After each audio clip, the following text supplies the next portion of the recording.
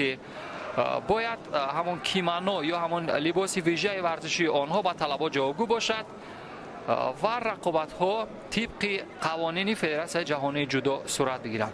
و امروز که با سالن برگزاری مسابقات مجمع ورزشی قصر تنیس و ورزشی آبی شهر دوشنبه وارد می شدیم، واقعا بوی گران پری یا بوی همون فصل های جودوی جهانی به مشا می رسید. امروز یک سطح بسیار خوبی برگزاری مسابقات را مشاهده میکنیم.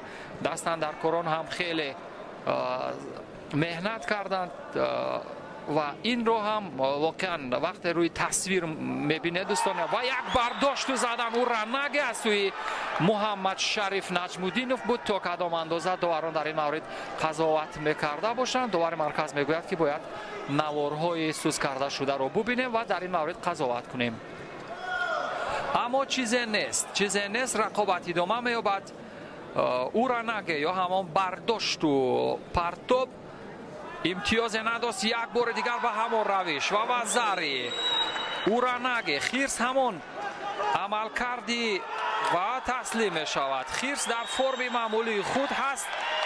حالتی ورزشیش بسیار به مورد است. محمد شریف نجمیدینوف که با تخلص خیرس هست امروز واقعا با همون چنگال یا شیوه قپیدن یا در افتادن به حریف رو به سان همان تخلص خودش اجرا کرد. دو مراتب اورانگ اجرا کرد. یک باری آن با امتیاز وزری مطابق هفتید موافق شد و یک بار دیگر در بخش کار در زمین بعد از آن همین